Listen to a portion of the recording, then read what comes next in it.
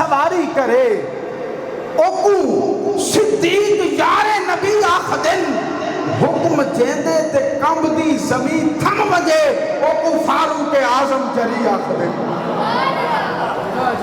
جناب فاروق اعظم کے دور میں جب زلزلہ آیا نا تو آپ کے ہاتھ میں لاٹھی تھی، آپ نے زمین پہ ماری اور کہا اگر میں تیرے اوتے انصاف نہیں کیتا تو پھر جتنی دیر دل کرتا رہ، اگر تیرے اوتے انصاف کیتا پھر رک جا، سنیوں قیامت آ سکتی ہے لیکن مدینہ میں زلزلہ نہیں آ سکتا۔ توجہ میری جانب رکھنا، میں نے کہا حکم جیندے تے کم دی زمین تھم وجے اوکو فاروق اعظم جری آخدن، اور جدہ اج بھی اکاؤنٹ مدینے دے وچ اوکو اہل محبت غنی آخدن۔ جدہ اج بھی اکاؤنٹ مدینے دے وچ، اور جدہ اج بھی اکاؤنٹ مدینے دے وچ، جدہ اج بھی اکاؤنٹ مدینے دے وچ اوکو اہل محبت غنی آخدن۔ جزاک اللہ۔ یہ میرے لیے سند اور اعزاز سے کم نہیں۔ توجہ میری جانب رکھو، اور میں گل مکا رہے ہیں، پوری ورستگی سے مصرع پڑھ رہا ہوں۔ اگر آپ کو میرا مصرع اچھا نہ لگے مجھے واپس کر دینا، اگر سینے ٹھنڈ پوے تو پھر پورا ہاتھ چک کے میرے نال رل جانا۔ میں نے کہا جندے موٹے نبوت سواری کرے اوکو صدیق یار نبی آخدن، حکم جیندے تے کم دی زمین تھن وجے اوکو فاروق اعظم جری آخدن، جیدہ اج بھی اکاؤنٹ مدینے دے وچ اوکو اہل محبت غنی آخدن، جیدی جرت دی خیبر گواہی دے وے اوکو سنیا دا مولا علی آخدن۔ جیندی جرت دی۔ جزاک اللہ، جزاک اللہ، جزاک اللہ۔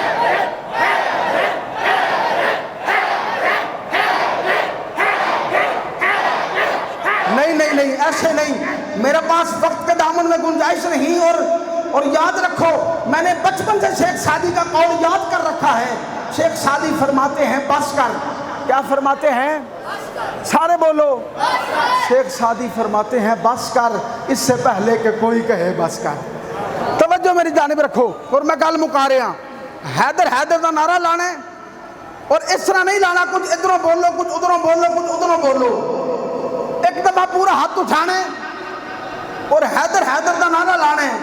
توجہ میری جانب رکھنا، پورا ہاتھ اٹھاؤ تو سینے نہ زور لگا کے بولو حیدر حیدر حیدر حیدر حیدر حیدر۔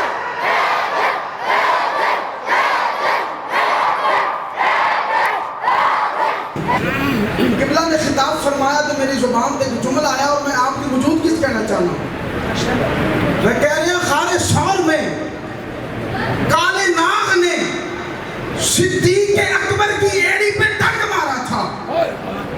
غار سور میں کالے ناغ نے صدیق اکبر کی ایڑی پہ ٹک مارا تھا۔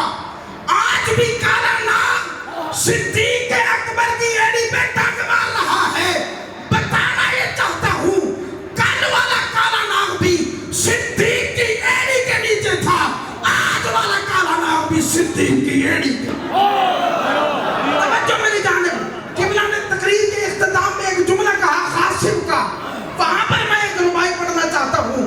میں نے کہا صدیق و سیدہ میں کوئی اختلاف تھا، یہ سانپ کی اولاد کا اپنا قیاس ہے، الگ ہے آج بھی عاجز صدیق کا مقام، صدیق دو بطول کے بابا کے پاس ہے، صدیق دو بطول کے بابا کے پاس ہے۔ جناب بھائی